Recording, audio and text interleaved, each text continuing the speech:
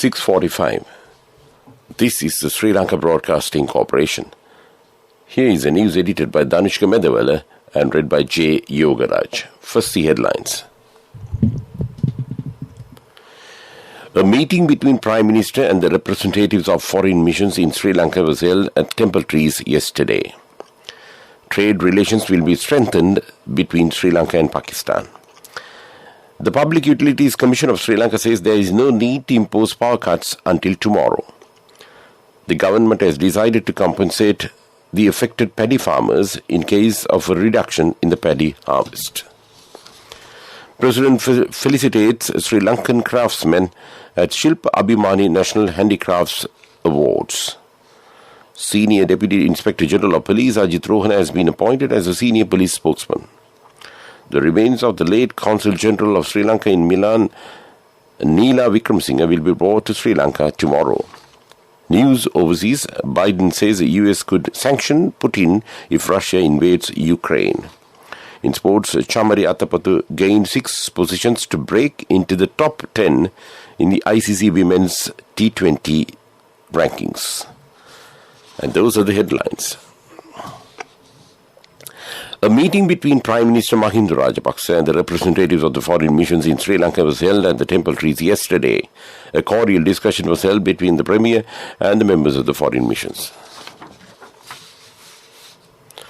Pakistan Prime Minister Imran Khan has emphasized that all efforts must be made to increase bilateral trade relations through making optimal use of the Pakistan-Sri Lanka Free Trade Agreement. He was talking to Minister of Trade Dr. Bandula Gunawardena and State Minister for Regional Cooperation Tharaka Balasuriya, who paid a courtesy call on him in Islamabad yesterday. Fondly recalling his visit to Sri Lanka last year, the Prime Minister reaffirmed the strong relations that exist between the two countries, stressing on the importance of the regular high-level exchanges in strengthening bilateral cooperation. The Prime Minister appreciated the initiative of Dr. Gunawardena to visit Pakistan along with a business delegation. Referring to the strong cultural bond between Pakistan and Sri Lanka, Prime Minister invited the attention of the visiting delegation on the rich Buddhist heritage of Pakistan and expressed hope that more Sri Lankans will come to the country for religious tourism. The Public Utilities Commission of Sri Lanka says there is no need to impose power cuts until tomorrow, as there are sufficient stocks of fuel to generate electricity. The Commission said it will reconsider a proposal by the Ceylon Electricity Board to impose power cuts on the 27th. Issuing a statement, Chairman of the Commission, Janaka Ratnayaka, said the Ceylon Petroleum Corporation has been requested to provide information on existing stocks of fuel and the dates of distribution to power plants. He said Sri Lanka is expected to receive a stock of crude oil by the end of January, following which power plants that generate electricity by furnace and naphtha fuel will also receive the required stocks. He added that the third unit of the Norachole power plant that is currently under renovation is scheduled to be added to the national grid by the end of this month. Accordingly, the Public Utilities Commission is confident that an uninterrupted supply of electricity can be ensured. This news comes to you from Sri Lanka Broadcasting Corporation. The government has decided to pay a compensation of 25 rupees per kilogram of paddy to the affected farmers in case of a reduction in the paddy harvest during the Maha season this year. Minister of Agriculture Mahinda Ananda Alutgamage, addressing a media briefing held yesterday, said 40 billion rupees has been allocated to provide as compensation to the farmers for their losses. It is planned to implement the government paddy purchase program during the 2021-2022 Maha season with the objective of providing a fair price for the paddy harvest of the farmers and maintaining a secure paddy reserve by the government. The purchase of the paddy harvest is done directly by the Paddy Marketing Board and by the District Secretary's government agents through the small and medium-scale paddy mill owners. The required allocation of 29,805 million rupees for paddy purchases will be secured through the state banks. Accordingly, taking into the consideration the proposals made by the Minister of Agriculture, the Cabinet has decided to purchase of paddy through the Paddy Marketing Board at competitive prices with the private sector under the Government Paddy Purchase Program for the Mahan season 2021-2022. The Cabinet of Ministers have also decided, in case there is a reduction in the paddy harvest in 2021-2022 Mahan season, to provide a compensation of 25 rupees per kilogram of paddy to secure the income level of the paddy farmers affected due to this. Minister of Agriculture Mahindan Algamage says accordingly the Paddy Marketing Board will purchase a kilogram of paddy at a rate of 75 rupees. Shilpa Abhimani 2021 Presidential Awards ceremony was held yesterday at BMICH under the patronage of President Gotabaya Rajapaksa. The main objective of this award ceremony is to promote local handicrafts, especially confectionery and traditional handicrafts. Commemorative stamps were released to mark this day. The award ceremony could not be held last year due to COVID-19 pandemic. However, the National Craft Council, Ministry of Industry and State Ministry of Rattan, Clay, Furniture and Rural Industry Promotion have made arrangements to conduct the award ceremony without further delay. This time, a lifetime award for the selected craftsmen has been introduced. Further, an auction sale method has also been introduced this time to provide a better marketing facility for the best products and crafts. Minister Vimal Veeravansa said that the government has taken effective measures to promote potential handicrafts under Vistas of Prosperity concept.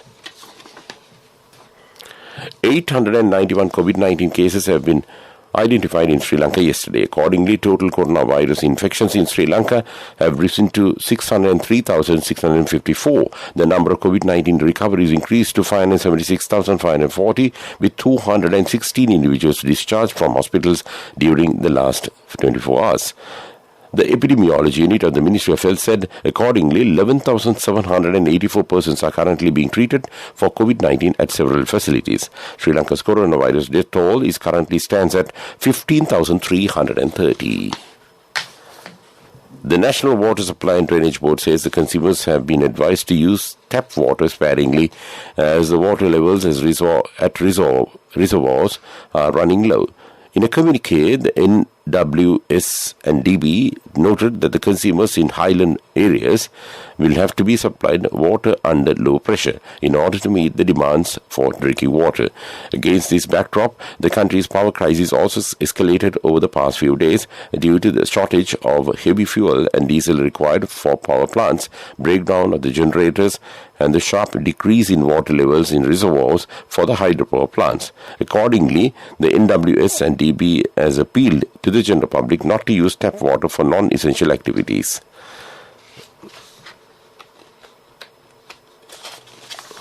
Senior Deputy Inspector General of Police Ajit Rohana has been appointed as a senior police spokesman.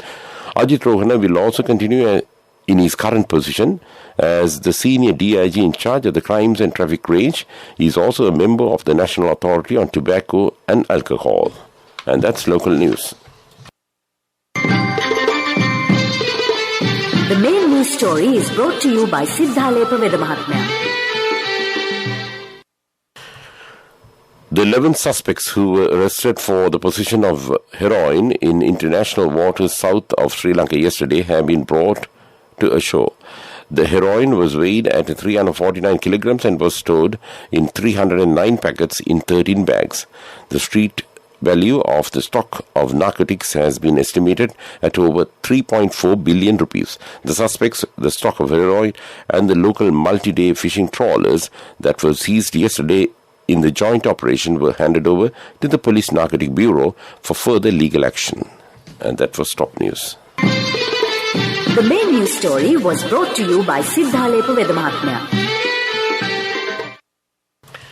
In Moshlight, health authorities have requested the public to follow health guidelines strictly as the corona infections crossed 800 mark for the last few days. Although it was observed that there was a sharp drop in the corona infections during the last few days, that cannot be taken for granted, the health authorities warned. That was Moshlight. Coming up, World News.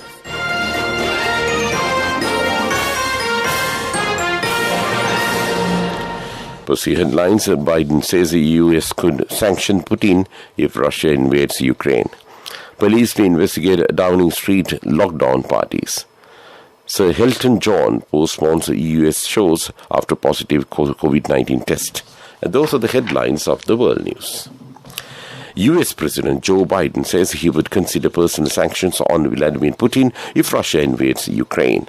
Mr. Biden said there would be enormous consequences for the world if Russia made a move on the nation which sits on its southwestern border. His comments came as other Western leaders repeated warnings that Russia would pay a heavy price for invasion. Russia has accused the US and others of escalating tensions over the issue and denies its plans to enter Ukraine. However, Moscow has built up troops at the border with some 100,000 Russian soldiers. The Metropolitan Police has launched an investigation into parties held in number 10 during the coronavirus pandemic. Officers were looking into potential breaches of COVID-19 regulations in Downing Street and Whitehall since 2020, Commissioner Cressida Dick said. She added that the investigation was launched after an internal inquiry led by civil servant Sue Gray passed information to the force. His spokesman said the PM did not believe he had broken the law. BBC political editor Laura said Ms. Gray's report is essentially complete and it was likely to be published on Wednesday. That's today. Sir Elton John has been forced to postpone 2 concerts in Dallas, Texas, after recently testing positive for the coronavirus. The musician, 74, is fully vaccinated and boosted and is currently experiencing only mild symptoms, according to a post on his Instagram.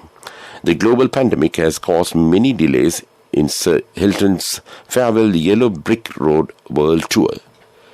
And that's world news. Development News is brought to you by Let's take coal out of the coconut tree and make the island thriving and prosperous. Call our hotline 1928. WhatsApp 070 400 1928.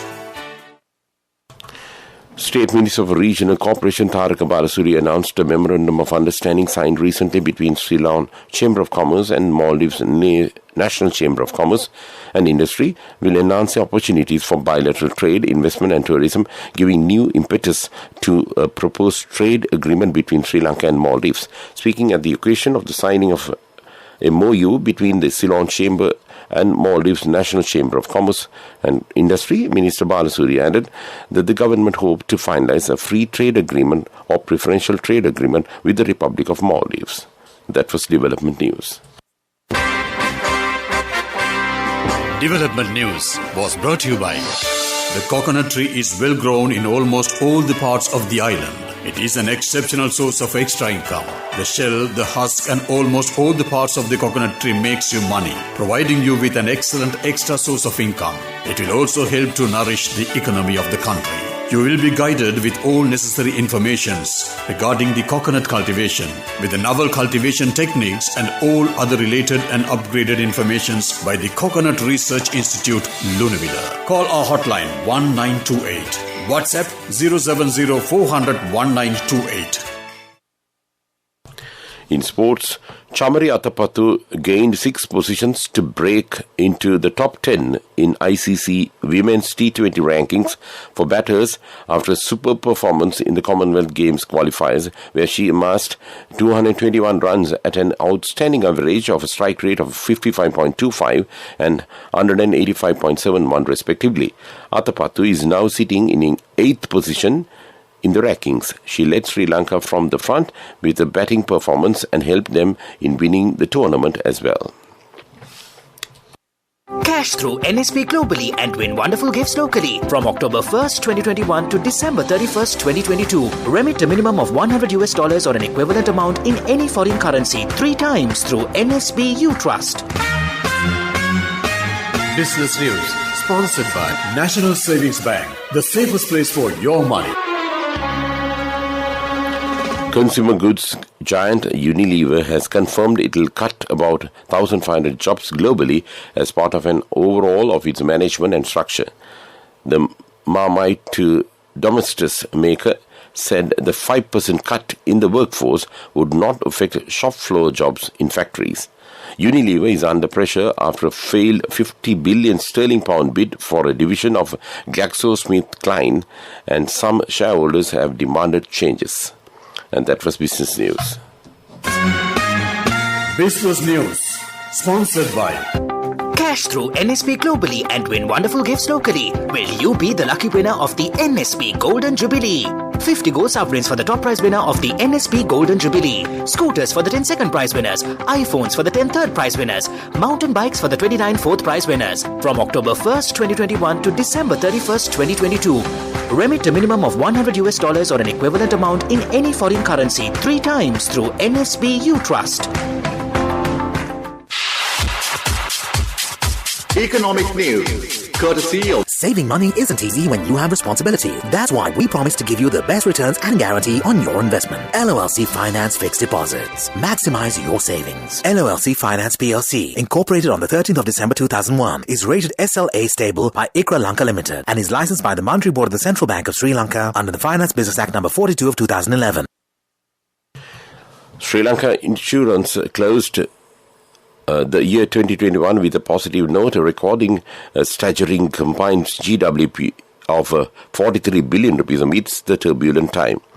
In the year 2021, Sri Lanka Insurance reported 14% growth in life insurance premium increases to 21.9 billion rupees, while general insurance reported 5.4% growth in premium for a total value of 21.2 billion rupees amidst the stagnant market conditions.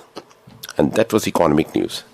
I bought my daughter a laptop for her work by managing my finances. Whatever the expenses may be, I can't afford to miss out on life's special moments like her birthday or our anniversary. So you need to invest to make your family's future flourish. Saving money isn't easy when you have responsibilities. That's why we promise to give you the best returns on your investment. LOLC Finance Fixed Deposits. Maximize your savings. LOLC Finance PLC, incorporated on the 13th of December 2001, is rated SLA stable by ICRA Lanka Limited and is licensed by the Monetary Board of the Central Bank of Sri Lanka under the Finance Business Act number 42 of 2011. The Weather Report. The Met Department says a slight change in the prevailing dry weather is expected. Showers or thunder showers will occur at several places in western, Sabrakamua and northwestern provinces and in Nuwara, Galle and Mathura districts, particularly during the evening or night. Mainly fair weather will prevail elsewhere. Before we wind up this news broadcast, let's look at the main points once again. A meeting between Prime Minister and the representatives of the foreign missions in Sri Lanka was held at the Temple Trees yesterday. Trade relations will be strengthened between Sri Lanka and Pakistan. The Public Utilities Commission of Sri Lanka says there is no need to impose power cuts until tomorrow. The government has decided to compensate the affected paddy farmers in case of a reduction in the paddy harvest. President felicitates Sri Lankan craftsmen at Shilpa Abhimani National Award ceremony. Senior Deputy Inspector General of Police Ajit Rohan has been appointed as a senior police spokesman. The remains of the late Consul General of Sri Lanka in Milan, Neela Wickramasinghe, will be brought to Sri Lanka tomorrow. With that, we conclude this morning news broadcast of Sri Lanka Broadcasting Corporation.